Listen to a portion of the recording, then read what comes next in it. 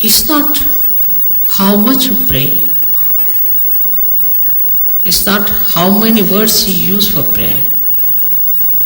But it is how deeply you have touched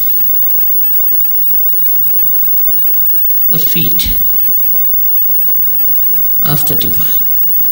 That is important. So today we have to see that Devi is using her sword to pierce through our heart so that all negativity runs away, and through that she wants to plant the lotus for Shiva to settle down. She wants to take away all that ugliness from within. It's like an operation, but so delicate and so beautifully done. You never even felt it.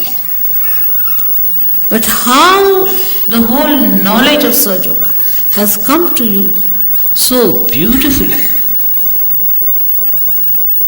It's very remarkable.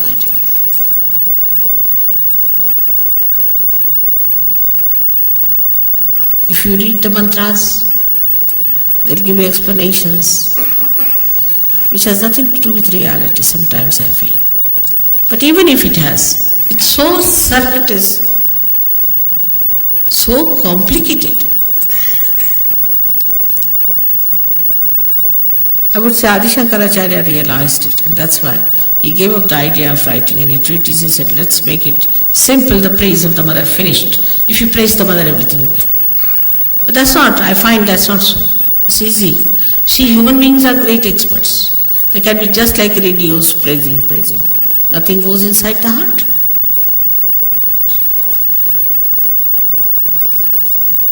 But you have to develop that depth. In Sahaja Yoga, we work through our heart, not through our brains.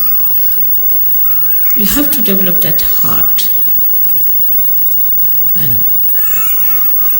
to receive into it the greatness of other people. Now people can see what's wrong with others very easily.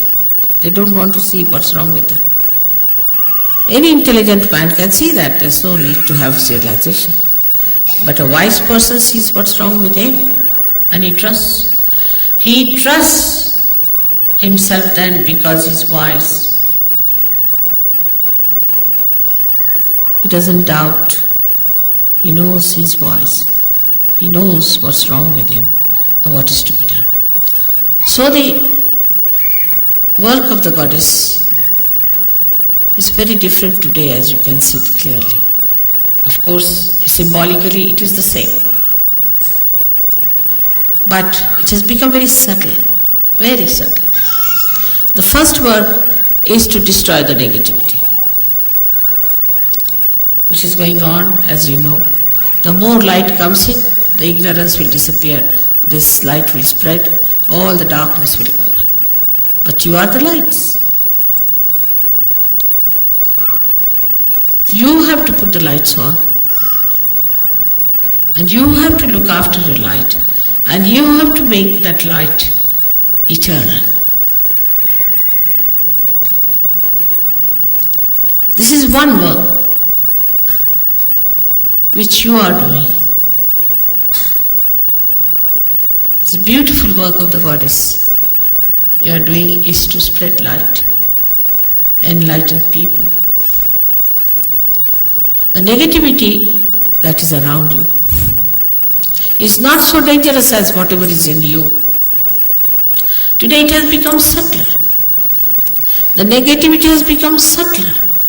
It's entered into your being. And be careful. It may any time topple you.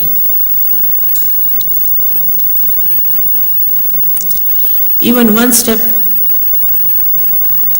you do not put right when you are climbing up, you can go down. So one has to be alert, without tension. You have to be alert without tension. And the alertness grows When the light goes within, you start seeing. Immediately you see, oh, that's it. So, I, the so and so, that's it. And you know how to correct it. And you know how to put it right. And immediately you take to it. Like a good sari now has something fallen on it. Immediately you clean it. In the same way, we have to be very, very alert. Daksha is the word for that. So you have to kill your negativity. You become as powerful as your mother. No negativity can touch you. So you can give realization. You got that power very well. And you can watch your defects more than that of others. And you try to put them out because they are not good, they are not for your benevolence, they are not for your ascent. By that, nobody is going to gain. At the collective level, it just works automatically. You don't have to worry. It comes to culmination and a person goes out. As if somebody runs up like a blind fellow on a cliff and jumps down. You don't have to worry too much about this. It just works. You have seen it has worked that way.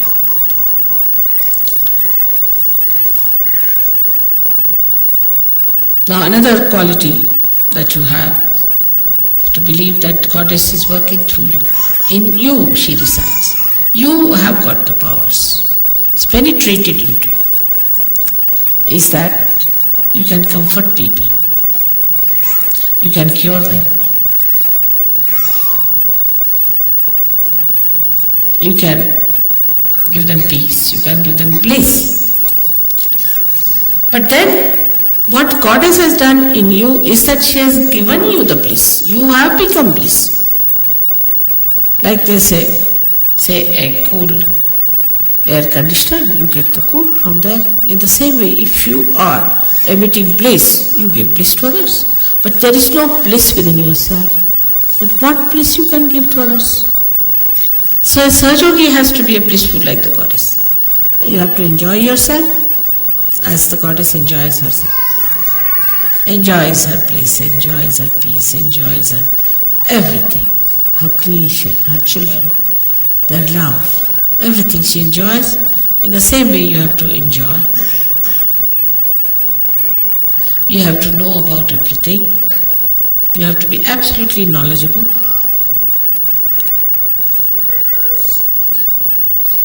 And nothing more is needed but just to say that, oh Divine, please protect us at the most. Even if you don't say it's all right, you're looked after. The Divine is working round the stage. So you don't see it, it's all there invisible. And you are on the stage. So they are looking out what to focus light, where to put, what light to put, what is to be done, what is to be changed around, everything they are arranging. You are nicely here. So you need not do all that work. You do your work of acting and saying dialogues. That's your work. Let them do their jobs. They are doing very well. They are excellently placed and they are experts. So to leave certain things into the hands of the Divine is what we call as surrender. And that much of is if done, then most of your things will work out so miraculously. You'll be amazed, how, Mother, how it has worked out. We never expected. How things we got it done. There's a very, very big force working. The force, the energy, which is the source of all the energies, which has created this great universe, which has created this Mother Earth, created this sun, which has created you very delicately. This force is working. And that force is looking after you, so proud of you that you have come on the stage now.